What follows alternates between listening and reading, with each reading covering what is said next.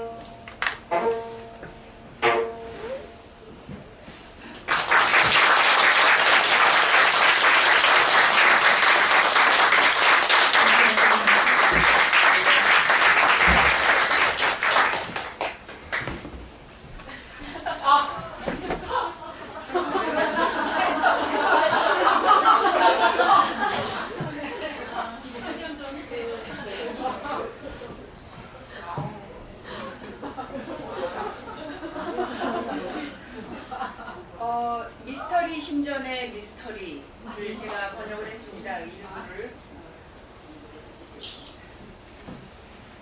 1985년 전에 없던 대재앙이 한꺼번에 터져 북미 대륙의 모든 생명은 사라지고 말았다. 11월 29일 아침 우편물 배송비가 말도 안 되는 값으로 할인되었다. 그 결과 북미 사람들은 엄청난 광고지와 공짜라고 쓰인 작은 상자들에 문자 그대로 파묻히게 되었다. 그날 오후 오랫동안 공중에 매달려 있던 어지러운 광고판들이 마침내 중력에 항복하였고 우편물 사태에서 간신히 살아남아 어안이 벙벙해 있던 인간들 위로 쏟아져 내렸다. 하루가 채 지나지 않아 고대 세계에서 가장 앞선 문명이 사라지고 말았다. 서기 4022년 고대 국가 우사는 USA를 이렇게 읽었습니다. 1985년 일어난 대재앙으로 인해 수십 미터의 쓰레기 더미 아래 파묻혀 있었다. 아마추어 고고학자 하워드 카스는 폐허가 된 발굴지 근처를 지나다 발 밑에 땅이 꺼지는 바람에 거꾸로 곤두박질 치고 말았다. 지하 통로 한가운데 떨어진 그는 눈앞에 고대의 문이 서 있고 손잡이에는 방해하지 마시오 라는 표지판이 달려있는 것을 보자 그것이 단단히 봉인된 무덤의 출입구가 확실하다고 판단했다. 카슨의 발견은 놀랍기 짝이 없는 것이었다. 미라 2개가 발견되었는데 그중 하나는 장례용 침대에 신과의 소통 수단으로 보이는 대제단을 향한 채 누워있었다. 다른 하나는 내실의 도자기 석관에 누워있었는데 내실의 조직을 종합적으로 보건대 그 문명은 대단히 뛰어난 것임에 틀림없었다. 그래서 이 모텔을 발굴을 하고 그게 장례식을 행하던 신전이라고 이제 해석을 했습니다. 거기서 발굴된 유물들을 다 이렇게 정리하고 해석을 내립니다. 그 중에 이제 몇 개를 드리자면 장례 의식용 모자입니다. 망자를 위해 특별히 만들어진 이 독특한 모자가 얼마나 유연한 플라스티쿠스 기술을 보여주는지 오늘날까지도 비교가 될 만한 사례가 없을 정도이다. 색색의 동그라미 무늬는 일일이 손으로 붙인 것이다. 이 동그라미가 모여 너무나 복잡한 패턴을 만들기 때문에 그 의미를 해석하는 일에 많은 학자들이 계속 열성적으로 달려들고 있다. 성스러운 고리. 마지막 장례 의식이 진행되는 동안 최고의 사제가 목에 두든다. 사실은 제가 저거를 좀 목에 두든다. 저거 너무 크고 구할 수가 없어서 그냥 이 카바를 붙이는 걸로 대체했습니다. 가장 고급 재질의 플라스티쿠스로 만들어졌으며 그 기술 수준은 타의 추종을 불허한다. 제작 연도는 AD 1979로 적혀 있는데 이런 종류의 고리로서는 가장 초기의 것으로 보인다. 고리 상단에 달린 2개의 반구형 돌기는 장식용으로 짐작된다. 2개의 나선형 연결 장치는 의식이 모두 끝난 뒤 고리와 항아리를 단단히 연결시키는 데 쓰인다. 네, 저 항아리는 이제 성스러운 항아리라고 해서 그 사제가 저거를 목에 두고 장례가 진행되는 동안에 그 항아리에다 대고 물이 흘러서 음악이 연주되는 동안에 노래를 부르는 그런 장례 의식이 행해졌을 것이다 라고 이제 해석을 합니다. 그래서 그 모텔에서 나온 모든 유물들을 저런 식으로 이제 해석을 해가지고 박물관에서 대규모 전시회를 열어요. 그리고 복제품을 만들어서 기념품을 또 파는데요. 그 기념품 중에 가장 대표적인 기념품입니다. 커피 세트입니다. 더 뮤지엄 샵에서 가장 자신있게 내놓는 이 황홀한 커피 세트는 26번 무덤의 성스러운 항아리를 재현한 것이다. 유명한 영국 회사의 최상급 도자기로 만들어졌다. 이 커피 항아리에는 우리 시대 가장 뛰어난 기술이 동원됐으며 소재는 순은이다. 저기다 커피 한 잔 드시면은 맛이 뛰어나겠죠. 이런 얘기입니다. 네. 미스터리 신전의 미스터리입니다. 원제는 미스터리 모텔인데요. 이 출판사에서 모텔이라는 말에 너무나 거부감을 보여서 머리를 쥐어짠 끝에 이제 이런 제목을 붙였습니다. 저로서는 이 작가의 물론 이제 놀라운 필력과 뭐 그런 것들도 있지만 유머 감각이 너무 뛰어난 작가라고 생각해서 이 유머 감각이 가장 잘 발휘된 유머와 그 풍자와 그 해학이 가장 잘 발휘된 작품으로 이 작품을 소개를 해드리고 싶었습니다. 네, 맥컬레이 이 선생님은 뭐 다 잘 아시겠지만 잠깐 그 소개를 드릴게요. 1946년 12월 2일에 영국에서 태어나셨어요. 생기 한 열흘 정도밖에 안 남았죠. 지금 살짝 이 비밀인데 누설해도 되나요? 네. 저기 그 가야금 연주하신 분이 또 떡 케이크까지 준비를 해오셨어요. 그래서 다 끝난 다음에 이제 그 케이크하고 생일 축하를 좀 해드리려고 합니다. 11살에 미국으로 이민을 가셨다 그래요. 어려서부터 기계에 관심이 많았다고 합니다. 그래서 이제 그 결과 이런 책이 나오고요. 대학에서는 건축을 공부를 했고요. 그 결과 이제 또 이런 책들이 나왔죠. 졸업 후에 뭐 인테리어 디자이너, 고등학교 선생, 모교 강사 등을 거쳐서 본격적으로 그림책 작가로의 길로 접어들었어요. 제가 이렇게 조사한 바로는 거의 40권 가까운 책인데 아마 그보다 더 있을지도 모르겠어요. 그리고 상도 엄청나게 받았죠. 대표적인 상이 보면 아시겠죠? 칼데크상, 뭐 보스턴 글로브 헌상, 그리고 독일 아동 청소년 문학상, 뭐 이런 그 외에도 뭐 수많은 상을 받았습니다.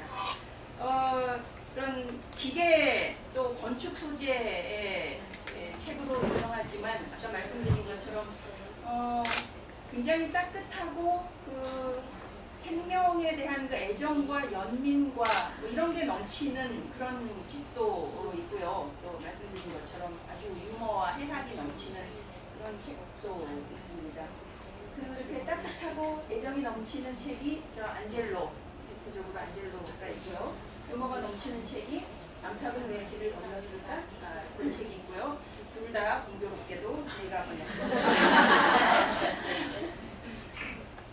네, 이상으로 간단하게 작품가 선생님을 소개를 해드렸습니다.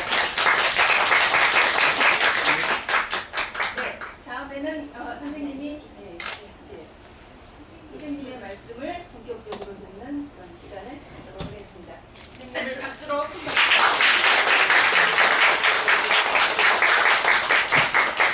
Thank you. What a delight to be here. And I'm very proud to be wearing this garment, which was made for me, especially in this fantastic building. This is really Mexico. You recognized it right away. I just want to talk, I have a few minutes, and I just thought it would be interesting to share with you where I get my information. The ideas come from everywhere, but the information comes from more specific places. And the book I'm going to show you a little bit of now actually has some of the most interesting research. So we'll start with that. 먼저 제가 여기 이 자리에서 쓸 수 있는 게 영광이라고 생각하고 진짜 감사드리고요. 이렇게 특별한 한복도 입는 것도 너무 행복하고요. 이렇게 예쁜 건물에 있는 것도 감사드립니다.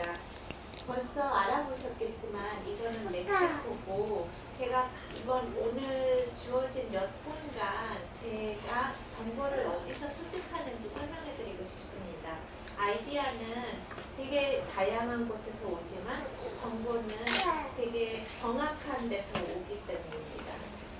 I went to Mexico to work with a group of underwater archaeologists and learn what I could about how they gathered information, in particular information about the building of a ship in around 1600.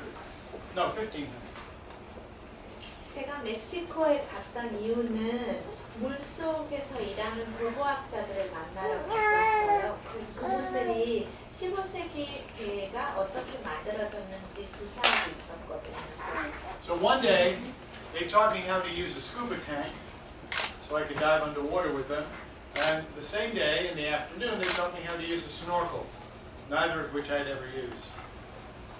하루는 탱크를 어떻게 다이빙할 수 있게 탱크를 어떻게 사용하는지 가르쳐줬고, 그리고 스노클 코에 닦이는 것도 가르쳐줬는데 두 개 다 저는 사용하지 않았습니다. This is me wearing my clothes with a tank. They did not tell me to bring a wetsuit, so I just wore my clothes. 저보고 웨트수트 갖고 오라고 그런 분이 없었기 때문에 안 갖고 가서 그냥 제 옷 입고 탱크만 끼고 다이빙을 했습니다. You can tell which one is me by the clothes, but also by the number of bubbles I am releasing into the water as quickly as possible, because I realize that's not where I am supposed to be. I'm supposed to be on dry land, breathing air. But for half an hour or so, I was underwater, breathing from a tank. Interesting experience. 제가 누군지 아시겠죠? 옷 때문에도 알 수 있고 버블이 많아서 아실 수 있을 거예요. 이거는 왜냐면 제가 탱크 끼고 들어가 보니까 물속이 있을 곳이 아닌 것 같아서 30분 만에 탱크를 다 쓰고 다시 나오려고 노력했습니다. Now I wanted to watch them work because I wanted to be able to tell the story of how they do that, how they do what they do. So it was necessary to go underwater, to know what it feels like, to know what the light is like, to feel the current pushing you away from what you're trying to do and having to always keep coming back. When I used up my tank, I picked up a tablet, a piece of plastic, and on it was taped a piece of acetate, architectural drafting film, and I put the snorkel on, and I spent the rest of the afternoon, the whole afternoon really, floating over them as they worked on the coral reef, driving stakes into it so they could lay a grid of chain. 제가 거기까지 간 이유는 그 고고학자들이 어떻게 일하는지를 이해하고 싶어서 갔었어요. 그래서 제가 물속에 꼭 들어가야 되는 이유도 그거였고요. 물속이 어떤 느낌이었고 그곳에는 빛은 어땠고 그리고 물결에 자꾸 밀리는 느낌도 어떤지 제가 직접 알고 싶었었어요. 그래서 탱크를 다 쓰고 나서도 저는 스노클을 끼고 물에 뜨면서 아세테이트를 갖고 그리면서 그분들이 일하는 거를 바라봤어요. These are pencil drawings. And if anybody's interested in drawing underwater, you might try it with a pencil. And if you have a pencil with an eraser on the end, you can actually erase your mistakes underwater. 이렇게 물에서 그림 그리는 거에 관심 있으신 분들은 연필로 그리시는 거를 추천드리고요. 연필 끝에 지우개 있으면 그걸로도 물 밑에서도 하실 수 있습니다. From Mexico, I traveled to Brazil, to the town of Bahia, to watch the recreation of a Columbus-era ship. 멕시코에서 다 끝나고 브라질에 있는 바이아에 갔습니다. 거기 가서 콜럼버스 때 배를 다시 만드는 작업을 볼 수 있었어요. So this is a ship being built using archaeological information, manuscripts from Spanish libraries, fragments of ships of the time, putting it all together to create a realistic view of one of these vessels. And everybody's working with the old tools, axes and adzes and so on and so forth. 이 배를 만드는 방법은 고고학자들이 발견한 것들이랑 자료를 갖고 그리고 그 당시에 15세기 때 사용됐던 도구들을 갖고 배를 다시 만드는 그런 작업이에요. So for me it was like going back 500 years to a place where they were building just another ship, and you know everybody's working away, and this extraordinary thing is being created. And this wasn't the only one being built in this shipyard, but this was the only replica of a 500-year-old vessel. 그래서 이곳에서 다른 배들도 많이 만들어지고 있었지만 이렇게 옛날 배를 다시 만드는 작업은 이때 유일한 거였고요. 저로서는 500년을 다시 뒤로 가는 느낌이었어요. So I take a lot of photographs like these, but then I have to get to work. And when I get to work, I mean I get the sketchbook, and I get my pen, and I start drawing what's in front of me. That's how I see it. I don't see anything when I take the photographs. I don't really absorb any information. That only happens when I start trying to draw it. Then you really see it. Which is why I would always say, if you want to learn about something, don't photograph it, draw it. 그리고 그 자리에서 저는 사진도 많이 찍었지만 진짜 작업을 시작하기 위해서는 스케치북을 갖고 펜이나 펜슬을 갖고 했습니다. 왜냐하면 저는 그릴 때만 진짜 제 앞에 있는 거를 볼 수도 있고 정보를 흡수할 수 있습니다. 그래서 모든 분들이 제가 항상 충고하는 게 진짜 뭐를 보려면 사진을 찍지 말고 그리라고 말씀드리고 싶습니다. So there's the sketch I was working on. And I'm looking at it very carefully to see how the wood is cut and notched. And at the palace, an hour ago or whatever it was, looking at the incredible wooden, not carving, but the carpentry like this, that sort of sits on those horizontal beams that supports that amazing roof. Again, if I'd had my sketchbook, I would have been trying to figure it out. There wasn't time because we had to be here. The problem with me sketching in the shipyard is that work stops.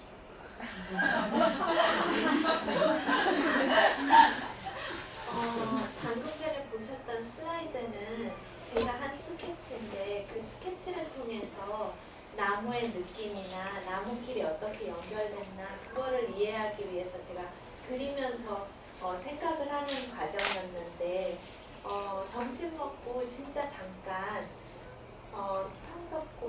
창덕궁에 갔다 왔는데 거기서도 나무가 되게 정교하게 돼 있는 거를 봤는데 만약에 제 스케치북을 갖고 있었더라면 거기서도 그 나무가 어떻게 연결됐나 스케치하면서 배우기는 했을 거예요. 근데 여기서 배 만드는 데서 제가 스케치하는 거에서 문제는요. 스케치하기 시작하면 거기서 일하시는 분들이 신기해서 일을 멈추고 제가 스케치하는 걸 보기 시작했습니다. So I become the entertainment, basically. 그러니까 제가 엔터테인먼트 되는 거죠. But I make lots and lots of sketches. I go back and forth from one end of the ship to the other, measuring and recording, so that when I get home, I can build a model of what I've seen. So this is a cardboard and styrofoam model of the ship. It was about this long. I sent it to France for an exhibition. Never made it across the ocean. I don't know what happened. It certainly never came back. But anyway, building something like this for a ship that's as complicated as a ship. I mean, only the human body is more complicated than a ship, but ships are incredibly complicated. So anyway, this is essential, and this helps me sort of really get a good sense of it three-dimensionally. 그리고 방금 보신 슬라이드 같이 스케치를 진짜 많이 그렸습니다. 그렇게 그리고 나서 그거를 갖고 재고 또 재고 그러면서 모델을 스타일러폼이랑 판지, 테이프 그렇게 해서 만들었는데 크기는 아까 말씀하셨다시피 이 정도? 그거를 프랑스에 전시회를 위해서 빌려드리기도 했는데 어떻게 됐는지 프랑스까지 가지도 않았고 돌아오지도 않았었습니다. 근데 이런 모델을 꼭 만들어야 되는 게 배만큼 복잡한 거는 거진 저희 인체밖에 없다고 생각하는데 이렇게 3D로 볼 수 있는 기회가 없어서였습니다. So I made two sets of drawings for the book. The first half was black and white, showing the work of the archaeologists. 제가 그림들은 두 종류가 있었어요. 이 책을 위해서요. 하나는 흑백을 통해서는 고고학자들의 작업을 보여줬고요. This is a little dicey, isn't it? Come on, come on.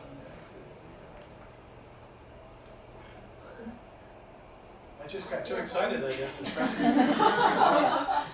now it just wants to go back to the entertainment.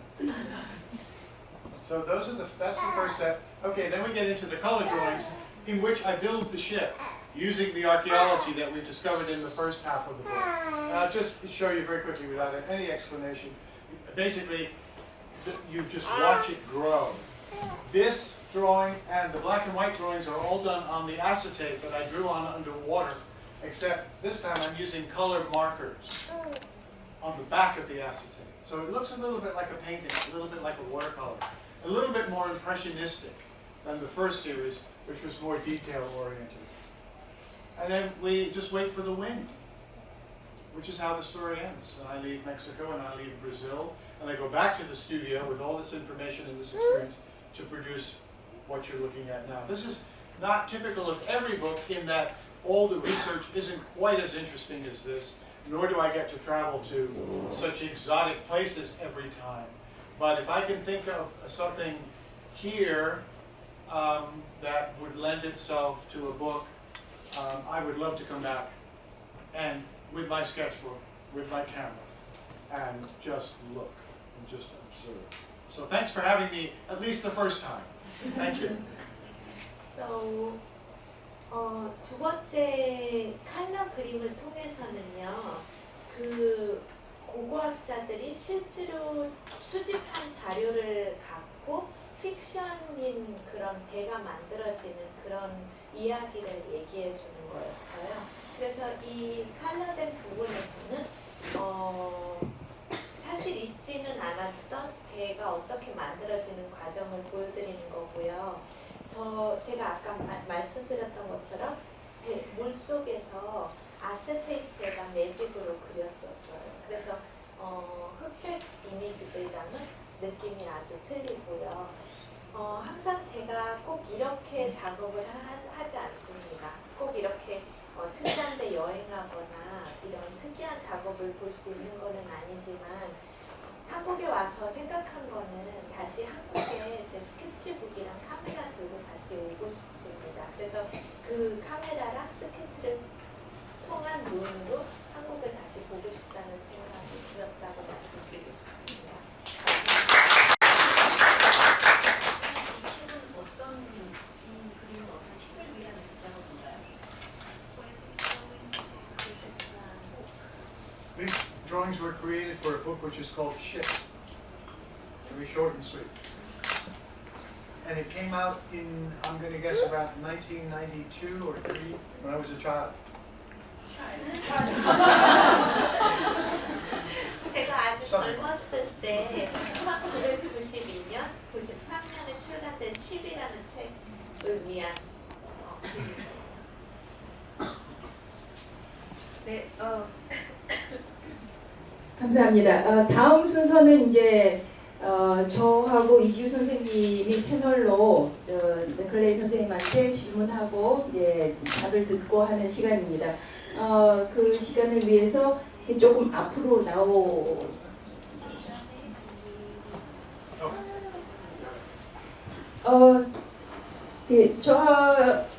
이지우 선생님은 다 아시겠지만 천문학 전공하시고 그리고 어린이 논픽션 책에서 뭐 인체, 기후, 뭐 행성, 뭐 이런 모든 분야에서 아주 다양하게 책을 내시는 과학자이시고요. 저는 이제 맥컬레이 선생님 책을 3권 번역하고 한 그런 인연으로 이 패널을 맡게 됐습니다. 그 질문을 각각 저희가 제가 10개, 이지우 선생님이 10개 그렇게 해서 이제 질문지를 보내드렸거든요. 저희는 그 질문 중에서 이제 몇 개를 골라서 이렇게 그 답을 해주실 줄 알았는데 그 질문 전체에 굉장히 그 성실하게 긴 그 답을 해주셨어요. 그래서 오늘 이제 이 진행이 되는 걸 봐서 그 질문 10개를 다 못하겠다 싶었는데 굉장히 빨리 이렇게 얘기를 끝내주셔서 그 질문을 다 할 수 있을 것 같습니다. 그래서 그 질문을 하고 그리고 이제 여기 방청석에 계시는 분들이 또 질문하고 싶은 게 있으시면은 질문을 받고 이런 식으로 진행을 하려고 합니다. 우선 이지우 선생님부터 질문을 진행해 주시죠. 안녕하세요. 25년 전에 선생님의 책 도구와 기계의 원리 이걸 보고 완전 팬이 됐어요. So it's not in a fan of yours after reading when things were 25 years ago. 질문을 첫 번째 질문은 도구와 기계의 원리를 처음에 만들어야 되겠다고 생각한 계기 무엇인지. The first question is that I'm interested to know how did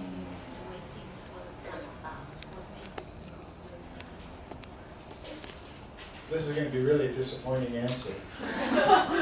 답을 들으시면 실망하실 텐데요. I was asked to do a book, illustrated book about machines, by a dear friend of mine at DK, Durham Kindersley. And I was actually working on books that his wife was publishing, Cathedral, Castle, Pyramid, City. And so we went out to dinner one night, and he said, we've been asked by a German book club to produce a book about machines. Would you be willing to illustrate it? And I think I must have said at some point, well, how long the book? And he must have said, honestly, about 400 pages. And I thought to myself for a few seconds, 400 pages of machines? Are you kidding? I didn't say, are you kidding, because he was a friend. But I declined. I said, no thanks. I think I'll pass on that. He asked me a year later. The mistake was going to dinner twice. He asked me a year later, and I said, well, okay, let's give it a whirl. Let's try. Let's see what happens. And this is what happened. Now, I should also say, but I'll wait. No, I was going to say that I really do like to just explain things that I think might be interesting. I didn't realize that a book on machines could in fact be that interesting. But I worked with a man named Neil Ardley, who wrote most of the text. He knew how all these machines worked. So for 4 years, we worked together, and he taught me everything I needed to know to be able to create the pictures that would help people who don't even think they can be interested in machines like me actually appreciate them and understand them.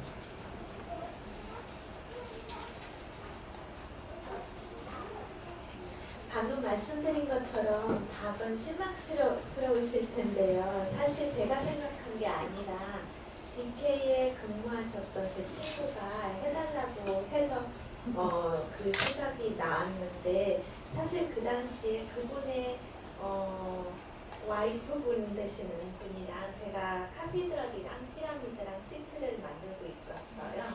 그래서 그분께서 독일 출판사가 이런 책을 원하는데 하겠냐고 물어보시길래, 그럼 몇 쪽 정도? 그러니까 400쪽이라고 얘기하시길래 이분께서 그냥 농담이야? 하고 싶은데 친구니까 그렇게까지는 얘기는 못하고 그냥 거절했거든요.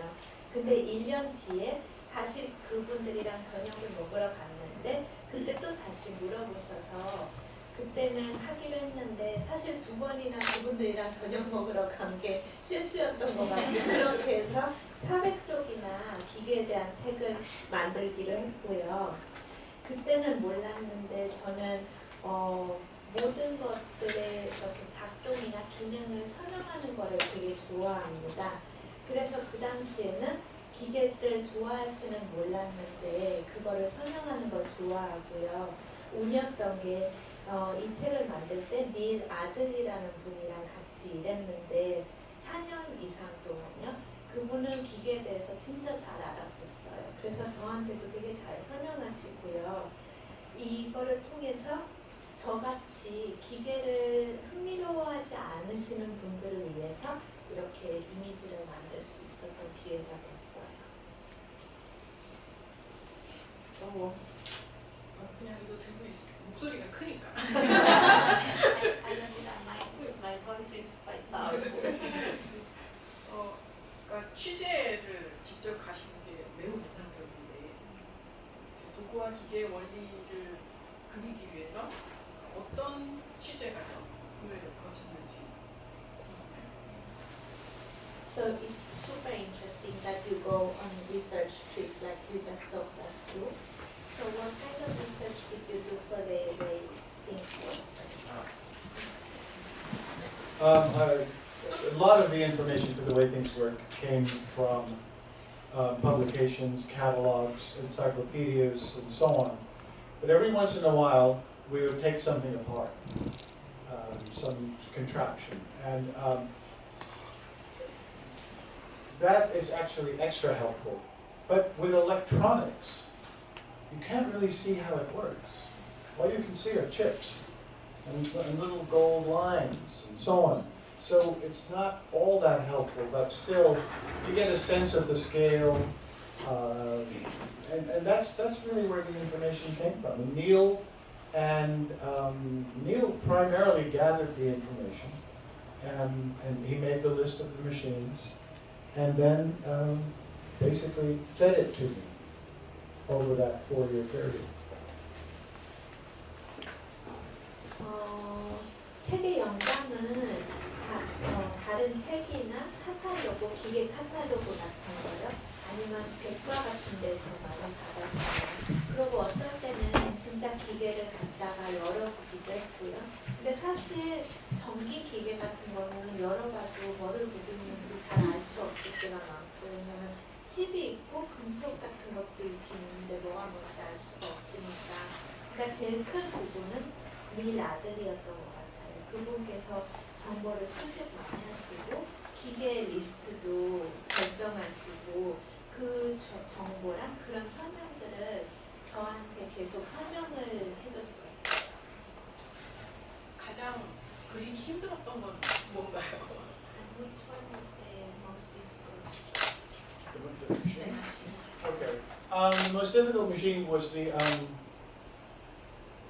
differential in the car.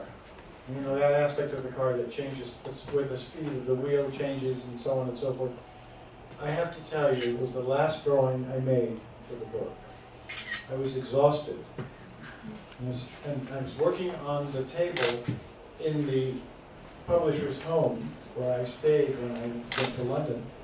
And they were about to serve tea with biscuits. And I was working on this stupid drawing that I couldn't quite figure out. So let me warn you that it's correct, it's accurate, because Neil never would have let it go through if it wasn't accurate. But don't ask me to ever explain to you how the differential on a car actually works. I just did what I was told for that drawing. That was the most difficult. That's the one I didn't learn anything from. But all the other drawings I actually learned from. And that's, to me, always the difference. If I can draw it, I probably will understand it. If I don't understand it ever, then it's not going to be a great drawing. It's going to be an okay drawing. Anyway, that's the truth. It's more truth than you wanted.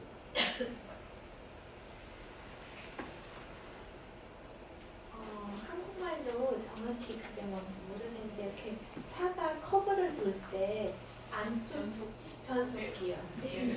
감사합니다.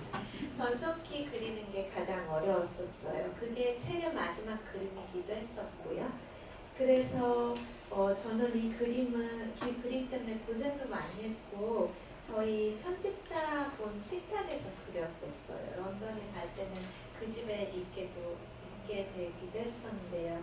그래서 그 시간에 티랑 과자를 먹으려고 준비하는데 저는 이 그림이 끝나지가 않아서 계속 고생하고 있었거든요. 그래서 말씀드릴 수 있는 거는 미리 있었으니까 이 그림이 정확하기는 정확한데 저보고 변속기가 어떻게 기능이 어떻게 되는지 설명해 달라고는 하지 마세요. 왜냐면 아직까지도 이해를 못해요. 그래서 저 같은 경우는 그림을 그리면 제가 이해를 항상 하고, 그러니까 이해를 하고 항상 그리는데 이 그림은 그렇게 되지는 않았습니다. 그래서 보통 제가 하는 방법은 그리기 위해서 먼저 이해를 하니까 이해 안 하고 그리면 그림이 좋지는 않습니다. 사실 이 책 보면서 유머 감각에 저는 너무 반했고 메모드의 존재가 그 메모드 때문에 이 책을 사실은 끝까지 볼 수도 있었어요.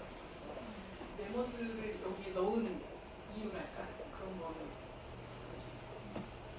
So I loved the humor in this book, especially the manners, which allowed me to finish the book. So why did you include the manners? The mammoth was a really happy kind of accident discovery at the very beginning of the book. I was desperately trying to figure out how to make simple machines interesting. For me. I wasn't even thinking about the audience at this point. Just for me. And it occurred to me that the simplest machines, the lever, for instance, an inclined plane, have probably been used without those names attached to them since ancient times. And possibly even when they were mammoths. So I made a drawing of cave people, and I stuck a mammoth in the background. A little scribble, just to sort of play with the, and see if anything, I don't know. There wasn't a committee did not make a decision that we should have a mammoth in the book or any of that sort of stuff.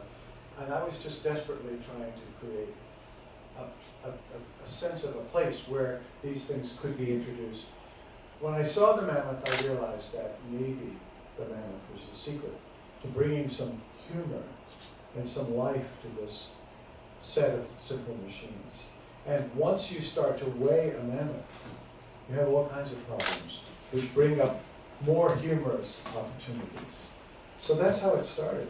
And I intended that the mammoth would only live in the first part of the simple machine part.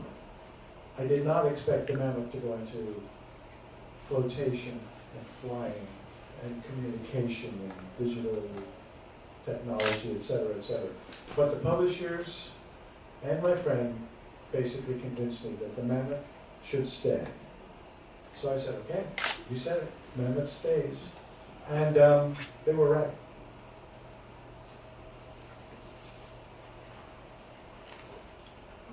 멤버들은 행복한 우연이었다고 할 수 있을 것 같아요.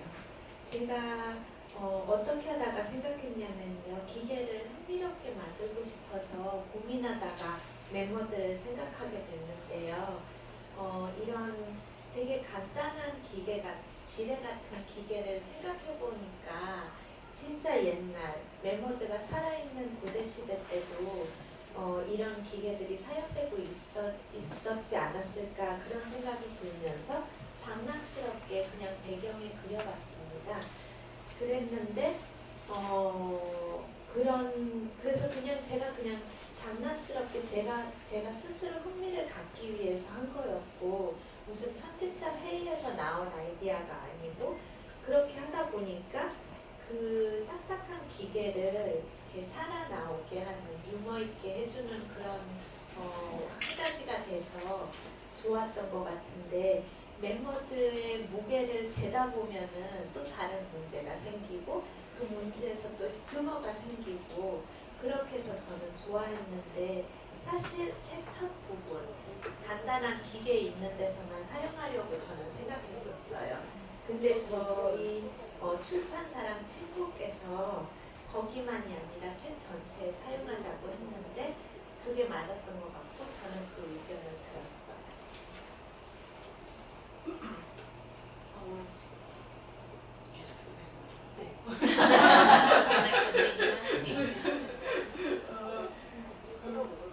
얘기를 이렇게 듣다 보니까 본인이 막 즐거워야 작업이 되는 스타일인 것 같아요.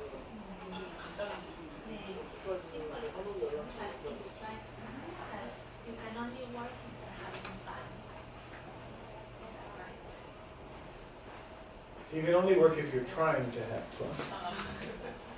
A lot of it is not fun. But the conceptual part of it should at least be fun. Because that's where you have freedom. Eventually, with nonfiction, you have to get serious and you have to make sure it all makes sense and adds up because you're expecting your audience to trust you. And especially a younger audience opens this book and you say, this is how this works.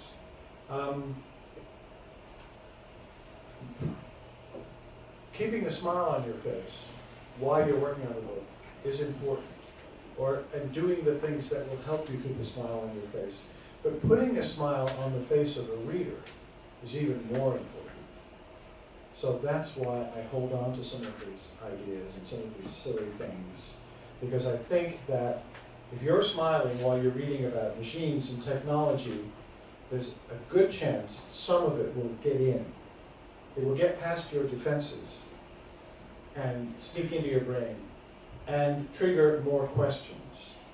And that's the point, to trigger more questions. not to fill your brain with information. That I don't want to do. I fill my brain with information until the book is done, and then I clean it out and create room for the next project. But the reader has to be welcomed into this and seduced into these books, because sometimes the information is complicated.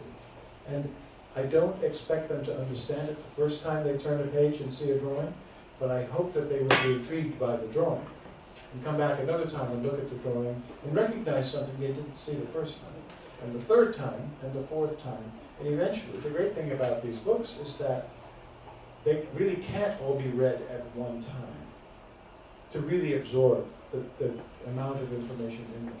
So you have to make it worthwhile for somebody to keep coming back to the book. And each time they do, you need to reward them with a little something. And it may be a silly little drawing in the corner of the page or something that they haven't noticed, but it's payback. You know, it's a treat for having committed themselves once again to opening that book, which weighs 400 pounds, and learning.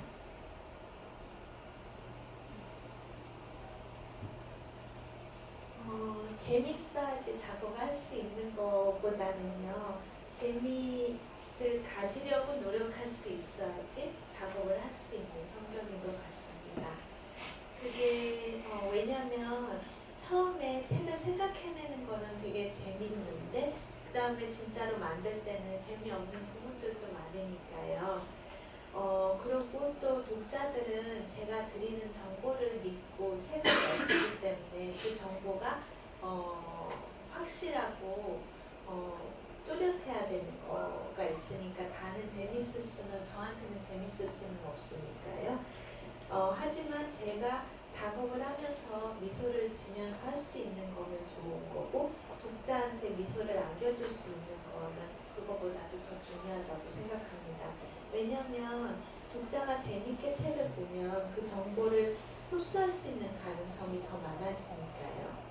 그리고 그 정보를 흡수하면서 더 많은 질문을 갖게 되는데, 그 질문을 갖게 되는 게 포인트인 것 같습니다. 저는 독자의 머릿속을 정보로 다 가득 채우고 싶지는 않습니다. 그리고 저 자신도 작업할 때 처음에는 제 머릿속에 정보를 되게 많이 넣지만 책을 끝나고 나서는 그 정보를 다 없애고 새로운 책을 만들고요. 그리고 그 정보가 많은 책에는 독자를 이렇게 재미로 이렇게 살짝 끌어들여야 된다고 생각하고 있고요. 그리고 제 책에는 한 번만 읽어서 다 정보를 흡수할 수 있는 책들이 아니기 때문에 책에 약간 뭔가 상 같은 거라고 해야 되나?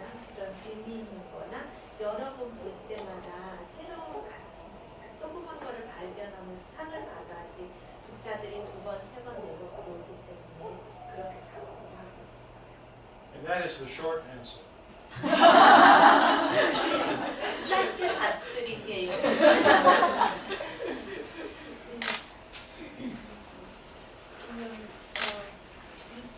이 책 말고 놀라운 인체의 원리라는 책이 있는데, 이 책에서는 이게 기법이 좀 다른 것 같아요. 그러니까 여기는 펜 같은 걸로 정교하게 그렸다면 인체의 원리는 이렇게 색연필 같은 걸로 그렸는데 재료를 왜 바꿨는지.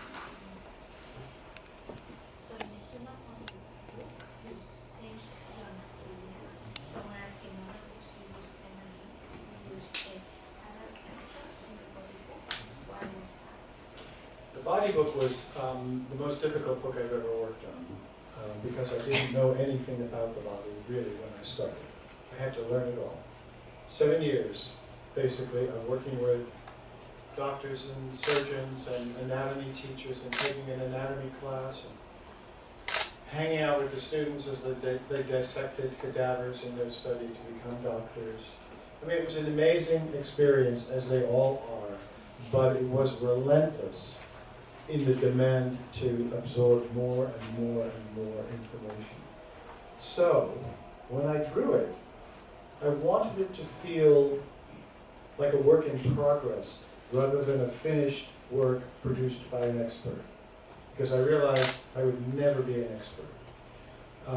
Sometimes I make drawings in pen and ink that look very, they look perfect. You know, the lines are right and everything's there. In the body book, the drawings were more, not impressionistic exactly, but they were looser so that you could tell, maybe, that the person who made them was still learning about these things and hadn't really figured it all out, but wanted to share with you the process as far as he had gone. And that's why they look different. Also, the drawings, for instance, for the way things work, and for the earlier books, the architecture books, are all done on real paper. The drawings for the entire body book and everything that followed are done on cheap tracing paper, because I always feel like I'm sketching on tracing paper. It's very forgiving. And rather than transfer the last sketch to a piece of expensive paper and then get it wrong, I decided just to stay with the tracing paper. So the color is put on the tracing paper and so on. Then I scan it and touch up the color on the computer. I taught myself how to do, and not very well. But it's a looser feel because I have less of a 이럴 때는 제가 전문가 같이 드러날 수가 있는데, 이렇게 색 연필로 하면 저도 배우는 과정인데 완성된 작품이 아닌데도 같이 나눌 수 있는 그런 입장이 되니까 그런 테크닉을 골랐고요. 또 한 가지 말씀드리고 싶은 거는요. 도구책까지는, 그러니까 건축책들까지 다 해서는 진짜 비싼 두꺼운 종이에다 제가 작업을 했는데, 이 인쇄책부터는 트레이싱 페이퍼, 그 투명한, 약간 투명하고 그리기 쉬운 그 페이퍼에다 제가 하기 시작했는데, 그게 왜냐면요, 부담스럽지가 않고 또 그리기도 쉽고요. 그래서 또 그 그림 트레이싱 페이퍼에서 비싼 페이퍼로 옮기지를 않아요. 옮기다가 뭐가 잘못되면 그것도 부담되고 그러니까 그냥 직접 트레이싱 페이퍼에서 스캔을 통해서 PC에다 넣어서 작업을 완성하고 있어요.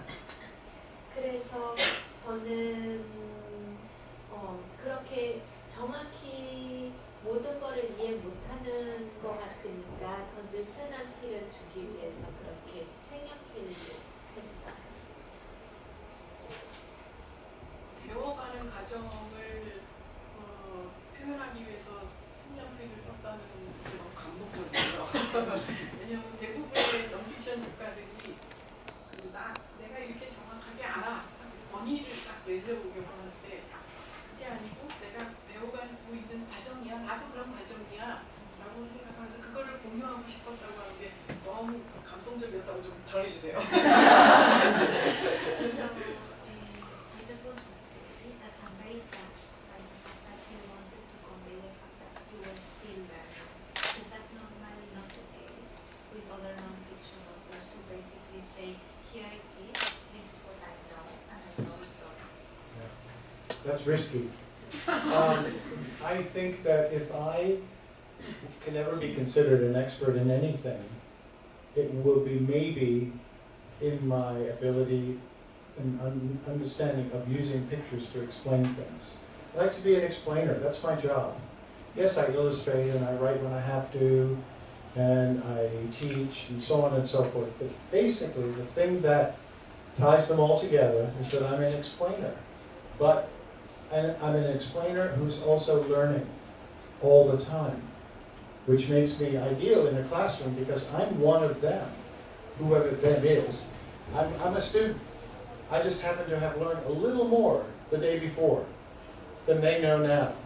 And I can share that. But they also teach me all the time by asking questions. Younger people all the time ask questions that I don't think about anymore or never bothered to really spend any time with. But once you get a question from somebody who is curious and somebody young who's curious, you have a responsibility to find the answer, not to make it up and not to apologize, just to say, or maybe to apologize a little bit.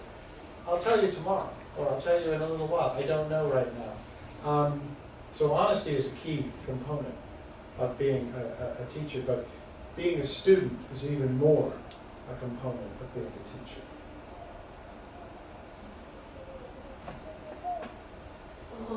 다른 작가님들은 되게 위스키하신 것 같아요. 그렇게 다 안다고 하시려면요. 저는 사실 어떤 한 분야의 전문가라고는 절대로 얘기 못할 것 같고요. 하지만 어느 한 부분에 저는 자신감이 있으면 저는 작가이기도 하고 건축가 전문도 했고 선생님 하기도 했는데 제 자신을 생각할 때는 영어로도 없는 단어일 수도 있는데 설명가라고 생각을 합니다. 왜냐하면 그림을 통해서 많은 거를 설명하는 거를 좋아하기 때문에요. 그리고 설명가로서는 늘 계속 배우는 사람이 돼야 되는 것 같고요. 그래서 수업 시간이 되게 저는 잘 재미있고요. 다른 학생들이나 아이들한테 늘 배우는 게 되게 많아요. 왜냐하면 그들은 제가 보지 못했던 거를 보여주고 생각 못했던 것들을 질문을 통해서 생각하게 만들어주고요. 그리고 어떤 학생이나 아이가 저한테 질문을 하면 그거를 지어낼 수 없잖아요. 그러니까 책임 갖고 그거에 대해서 배우고 제가 학생을 대해서 먼저 배우고 나서 그 아이나 학생한테 가르치게 됩니다.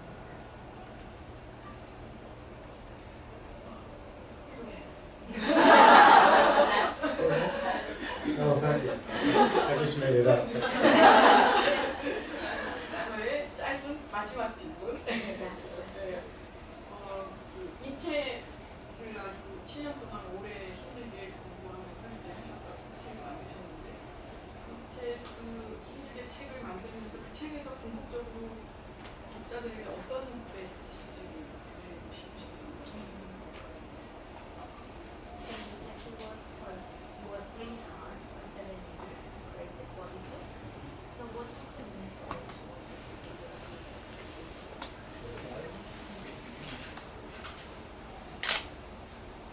Well, I think the most obvious message is we are amazing. We're amazing machines. There are other machines that are impressive, but not extraordinary, not like us. And it's so easy to take ourselves physically for granted and mentally for granted. We are more complicated than just about anything that we will deal with, but we expect everything to work every day.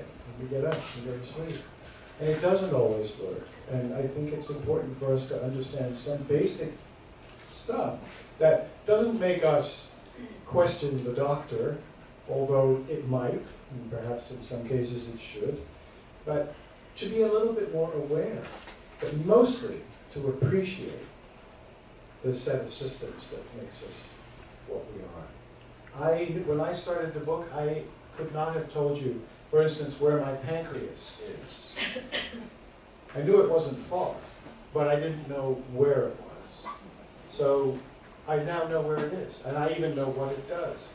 Now, you don't have to know that to get up every morning, but that's one of those parts of us, that's one of those pieces of anatomy that does often run into problems, and that creates all kinds of trouble.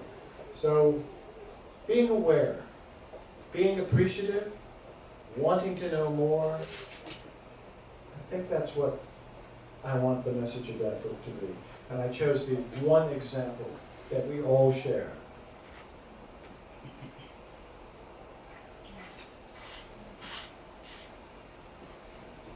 Here goes. 이 책을 통해서 전달하고 싶었던 거는요. 저희는 모두 굉장히 신비로운 기계라는 메시지였어요. 다른 이렇게 신기한 기계들도 많지만 저희 인체만큼 복잡하고 신기한 기계는 없으니까요. 근데도 저희는 저희가 갖고 있는 거이기 때문에 보지도 못하고 항상 있는 거를 당연하게 생각하니까요. 그래서 이렇게 복잡한 기계인데도 항상 그 기계가 작동을 잘 하기를 기대하고요. 근데 그 기계가 어떻게 기능이 어떤지 이해하는 거를 저는 되게 중요하게 생각해요. 꼭 의사들한테 질문하기 위해서가 아니라 저희가 더 잘 알고 있고 귀하게 여길 수 있게끔이라고 생각해요. 제가 이 책을 시작했을 때는 말하자면 췌장이 어디 있는지 뭐를 하는지 그런 것도 몰랐었어요, 정확히.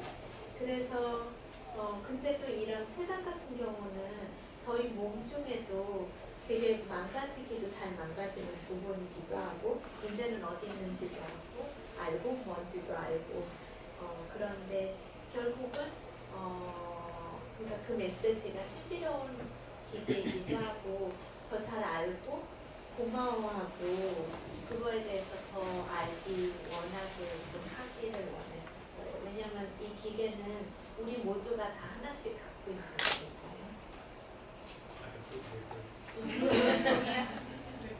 잠깐 하나만 1분만 뭐냐면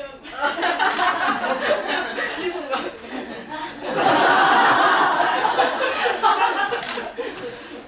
사실은 앞에 한 질문들이 한 절반 정도는 미리 질문지를 드리고 답을 받고 그 다음에 절반 정도는 여기서 즉석에서 한 건데 이 질문이 질문지에 있었어요. 근데 질문지에 답을 주셨는데 그 답이 엄청 멋있었거든요. 근데 그게 지금 빠졌어요. 그래서 그건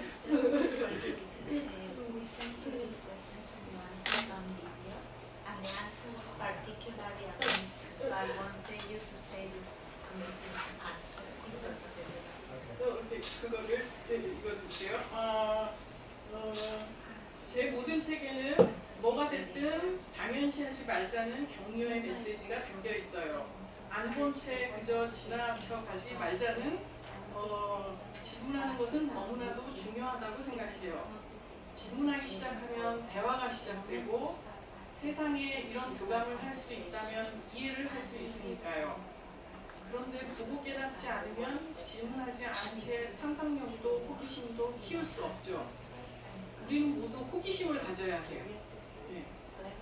아무 것에도 호기심이 없다면 우리 모두 파멸되는 것이나 마찬가지죠.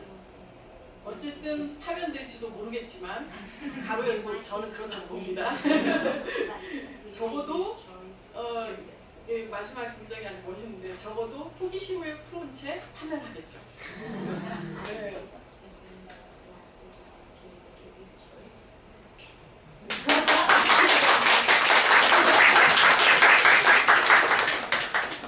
네, 제 차례입니다.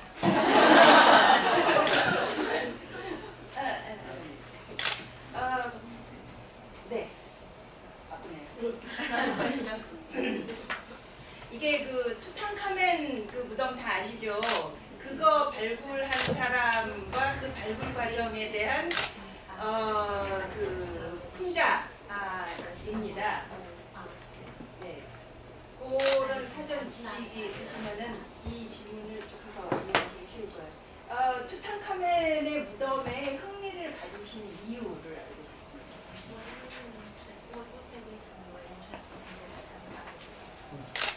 Well, first of all, I love archaeology. It's a game, you know, but it's a game that requires both scholarship and imagination. And without both of those things, you really can't tell a story.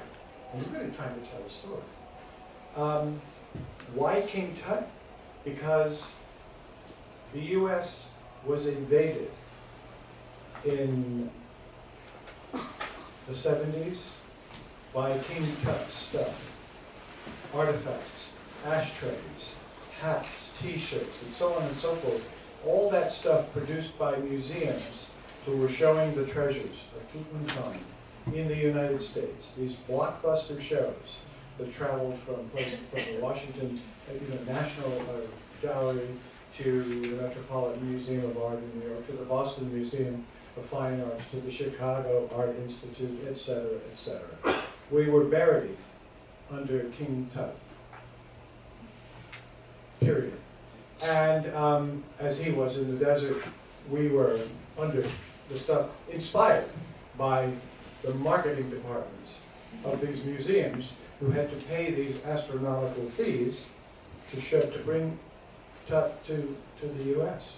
So And so we get, every month or two, you get a catalog in the mail with new things that you could buy, inspired by King Tut. King Tut never wore a tie, but there were ties with King Tutty stuff all over them. There were cufflinks. There were all the stuff in the back of the book. I didn't make it up. I simply borrowed it for this. But it really comes from the kinds of things I saw in these catalogs. And I just thought it was hysterical. And I thought, I have to play with this. And it will also give me a chance to make some drawings of historical things or fake things that I want to look historical, based on actual historical things, and the discovery of Howard Carter and so on and so forth. So it all wove together. But it was initially a reaction to the bombardment of innocent people, because these exhibitions were expensive and things had to be sold to pay for them. It's as simple as that. A crack.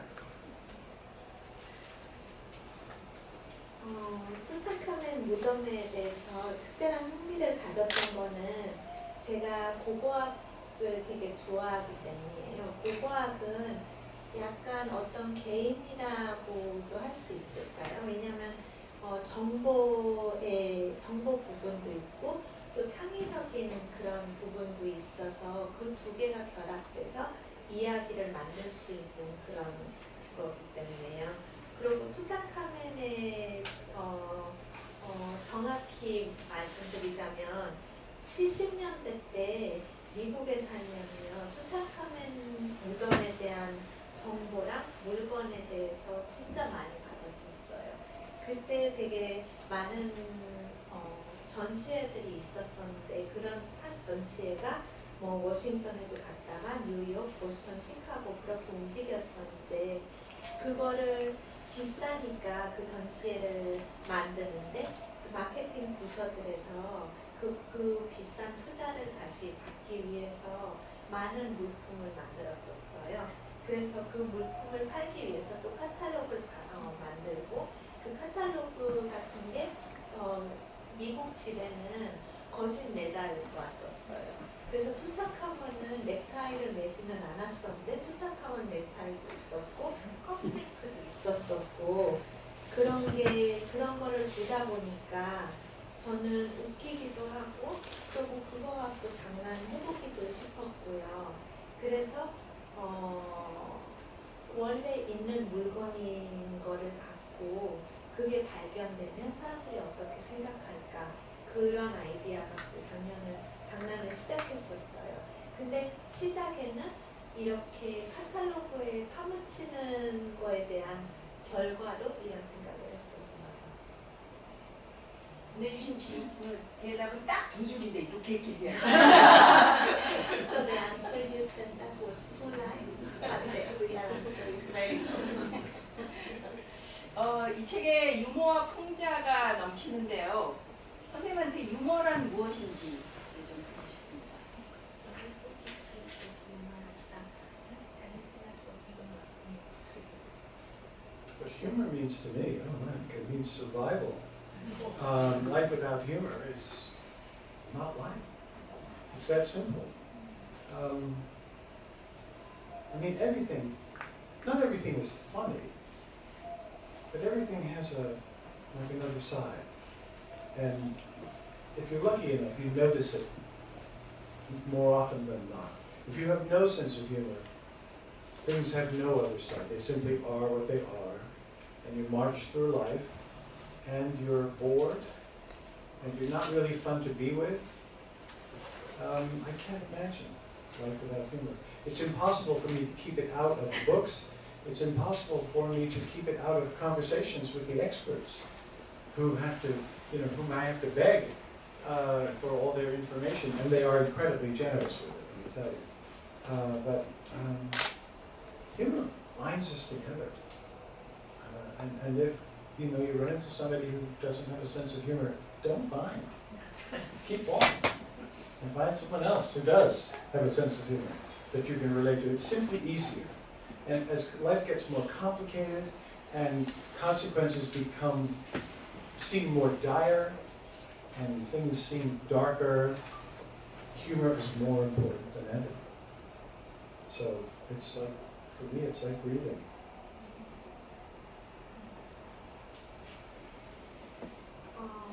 휴머는 저한테는 생존이라고 할 수 있을까요?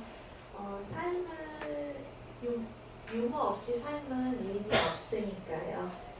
모든 게 유머하다고 웃기다고 할 수는 없지만 모든 거는 두 면이 있다고 할 수는 있어요. 그래서 운이 좋으면 유머 있으실 거고 유머 있으시면 한쪽만 보시는 분들이 안 되실 거예요. 왜냐하면 유머 없이는 어떻게 살까요? 저는 유머를 할 수 없이 책에다도 넣고 전문가들이랑 얘기할 때도 유머가 저절로 나오고요. 그리고 유머 통해서 사람들끼리 연결되는 거라고 생각해요. 그래서 혹시 유머 없는 사람을 만나시면 연결하시지 마시고 그냥 계속 걸어가세요. 그리고 삶이 복잡해질수록 유머가 중요한 것 같고요. 그렇기 때문에 저한테는 숨 쉬는 거랑 마찬가지예요. I just want to apologize for not speaking your language, because I think if I could speak your language, my humor would be more accessible. As it is now, my humor has been translated from one country to another country, from one language to another country. So, and it's my humor, but it's not. That's why it's important for me to be here and to, even if you don't understand everything I say, you can tell that I'm not taking it all totally seriously, because it's not worth taking that seriously. It's worth using as a jumping off point for exploration and for questioning and for curiosity and all that important stuff. So, but I'm really quite funny. I hope you noticed that. 그리고 제가 한국말을 할 줄 몰라서 사과드리고 싶고요. 왜냐하면 제가 만약에 한국말을 할 수 있더라면 제 유머를 더 잘 알아들으실 수 있을 거고, 왜냐하면 지금은 통역을 통해서 제 유머를 들으시는 거니까요. 그래서 특히 제가 이 자리에 있는 게 저한테는 중요해요. 왜냐하면 저를 보시면 제가 하는 얘기를 다 이해는 못 하시더라도 제가 모든 거를 유머 있게 받아들이는 거고 유머 있게 얘기하는 거를 직접 보실 수 있으시니까요. 그리고 저한테는 항상 모든 게 그런 호기심이나 질문의 한 이유가 될 수 있는 거, 그렇게 제가 삶을 사는 거를 보실 수 있으시니까요. 저 사실 되게 재미있는 사람이에요. 네, 두 가지만 더 질문을 해야겠어요.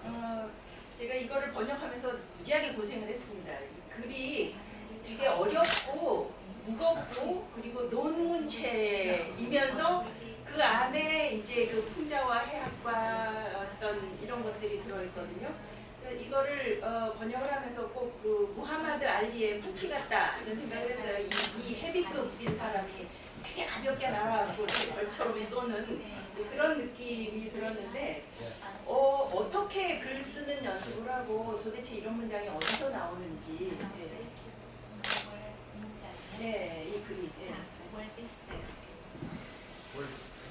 The text came from sitting. I think I'm trying to remember. It was written in bits and pieces in the sketchbook. I would have an idea, and I would write down a sentence or two.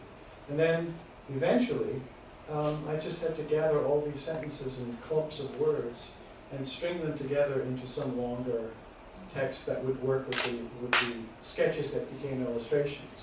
It was a very organic process. With all of my books, the words and the pictures grow at the same time. The words don't get done first, and then I make the pictures. The pictures get done first, because I find myself figuring out how to express an idea or a thought, either in a picture or in a word, but often at the same time. So the sketchbooks are filled with notes that become text, and eventually you just have to get organized and type it up and have an editor try to fight their way through it. So. I love the analogy though, Muhammad Ali. It's a nice one.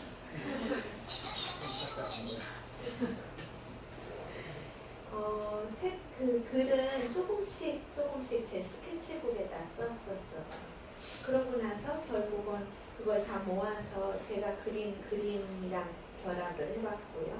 왜냐하면 제 모든 책에서는 이미지랑 글은 두 개 다 되게 자연스럽게 이렇게 성장한다고 할 수 있을까요? 왜냐하면 저는 책을 쓸 때 뭐가 먼저고 그렇게 생각하지 않고 제가 이해하고 싶은 게 뭔지 그 과정에서 글도 쓰고 그림을 쓰기 때문에 두 개가 섞여요. 그래서 동시에 데벨롭되고요. 그러고 나서는 그냥 에디터한테 편집자한테 넘기고 그분이 알아서 하시게 놔두는 거고요. 하지만 그 모하메드 알리의 펀치라는 거를 되게 좋은 생각인 것 같아요. Well, also, let me just add, I tried to sound serious in the text. I tried to sound like an academic, intentionally, all part of the joke. And the more serious I could sound, the better it was. So, you know, it's sort of, well, it's what it is. It's imitation academia. And it seemed appropriate for a book that is pretending to be a real book with serious history. And if you get halfway through the book and that's when you realize, wait a minute, none of this is real, then I really succeeded. Because I've held it back as long as I could. If you jump in at the very beginning and I give it away too quickly, then you sort of know it's a joke from the start. But you're not really supposed to know it's a joke from the start. It doesn't look like a joke. It looks like an exciting book about archaeology and the joy of discovery and so on and so forth. And in fact, it's a collection of nonsense. 그리고 또 한 가지 글에 대해서 말씀드리자면 그 글을 되게 시리어스하게 썼어요. 왜냐면 그런 스타일을 따라하는 이유가 이 책도 그런 고고학자들의 책을 따라하는 책이기 때문에 그래서 이 책을 보시는 중간까지 보셨는데도 이 책이 풍자이고 그런 유머 있는 따라하는 책인 거를 모르시면 저는 성공했다고 생각하는 거고요. 왜냐면 이 책은 사실 조크지만 장난이지만 그렇게 보이지는 않기를 원하면서 만들었어요. 사실은 엉뚱한 거 가득 찬 책이겠죠. 네, 그래서 저도 논문체로 번역을 했는데요. 편집자가 극렬히 반대를 해갖고 할 수 없이 조금 완화를 시켰습니다.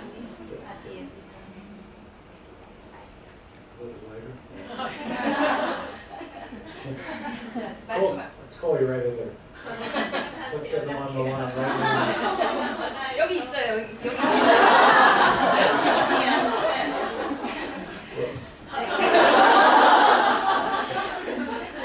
마지막 질문입니다. 한국은 작은 나라고 인구도 많지 않고요. 출산율은 세계 최하이고요. 사람들은 책을 너무 안 읽고요. 근데 이런 환경에서도 그림책 작가가 되고 싶어하는 사람들이 늘어나고 있어요. 그 사람들을 응원하고 싶다면 뭐라고 하시겠는지?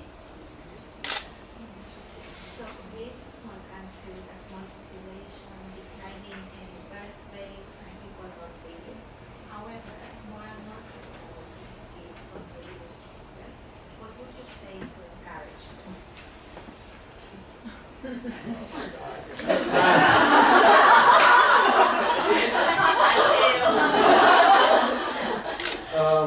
What would I say to encourage them?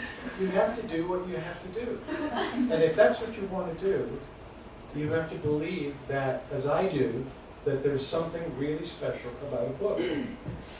And you can do so much with a book. I mean, history has proven that books and words can be very powerful. The joy of testing your verbal and your visual skills to communicate. Well, first of all, to learn about things, to gather information, but then to pass it on to somebody else. The joy, the satisfaction that comes from that is like nothing else. So, whether you sell lots of books, I mean, it's nice, but it's not the most important thing necessarily. If the act of creating a book can give you the kind of satisfaction it should, then at least at first, that has to be enough. And if you really are good at it, and you get some lucky breaks, you meet the right people, this is why it gets complicated. You may find that your take on the world or on some small portion of the road actually has a following. And that you're not alone, even though you were when you made the book. You're in fact touching on something that many, many people will respond to. And that's the only way you can do it. No guarantees about anything, but trust your instincts and give it everything. And with any luck, you will find some success in some way. But it may not be financial. It may not be, realistically. But why do we paint? Why do people make sculpture? Because they have to. So I think that's why anybody out there who wants to make books has to. There's something about these objects. It's not quite art. It's not quite sculpture. But it's its own thing, and every bit as important as all the other forms of artistic communication.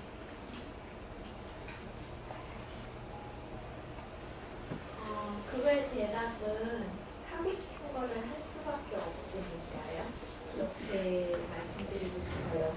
그리고 만약에 진짜 그림 작가가 되시고 싶으시면 그거 그림 책의 힘에 대한 믿음이 꼭 있으셔야 되고요. 그 힘이 뭐를 배워서 또 그거를 전달하는 거라고 굳게 믿으셔야 되고요. 그거에 대한 만족감으로 하셔야 된다고 생각을 해요.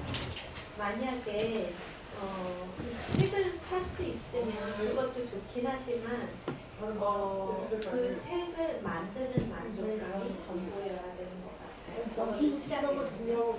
그러고 나서 실력도 있으시고 그리고 운도 좀 있으시고 그리고 좋은 분들을 만나시면 본인이 세상을 보는 그런 관점이 다른 사람들한테 이렇게 알려지게 될 수도 있다고 생각해요.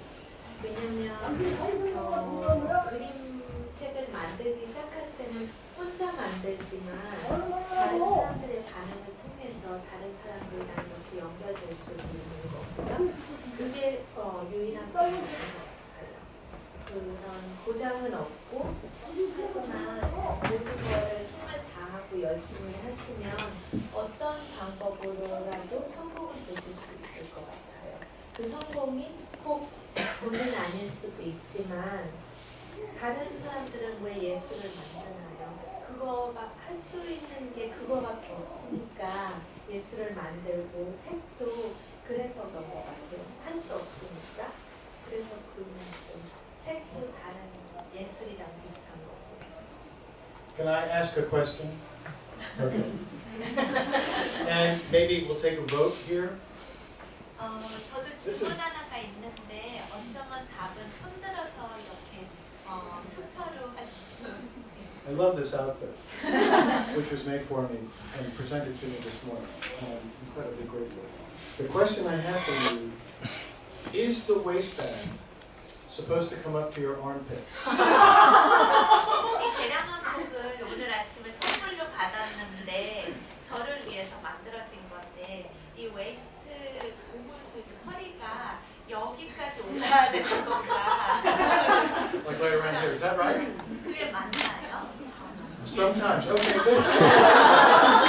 Just checking because usually it is my experience that the waistband is generally around the waist. 허리는 So, 여기까지 와야 되는 call me old-fashioned, but nevertheless. Too high. 시골이가 작고 위가 높아지는 거.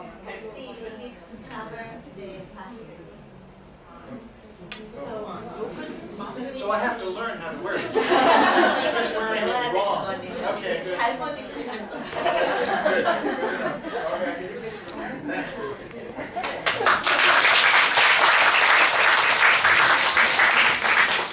저희가 지금 할 일이요. 저 생일 케이크 하는 거 하고요. 그리고 그 사인회를 굉장히 할 거고요. 그래서 그 여러분들의 질문을 받을 시간이 정말 요즘밖에 없어서요.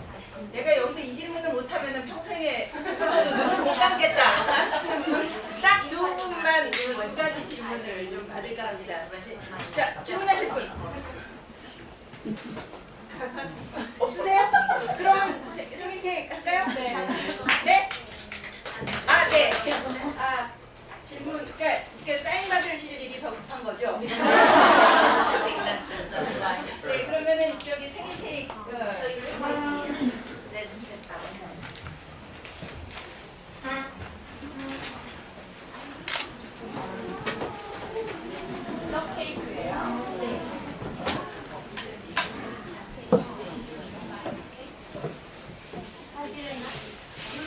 방송에서 신년월을 이제 보여드렸어요. 신년월을 보여드렸더니 열흘 주가 들어가 있는데 1분이 들어가고요. 그냥 어떤 컵을 드리는다는 케이크를 딸로만 케이크를 생산을 하도록 하겠습니다.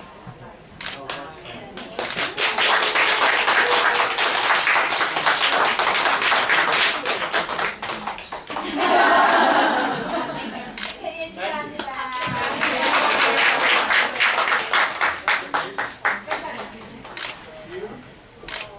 케이크니까 떡이라서 한 2, 3일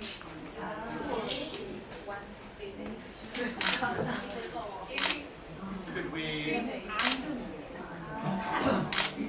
그래서 냉동을 하면 냉동을 했다가 눈이 갔으니까 좀더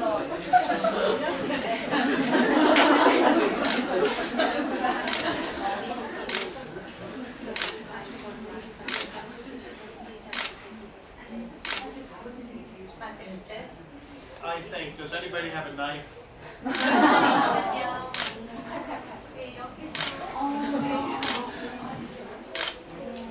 Because I think we should eat here.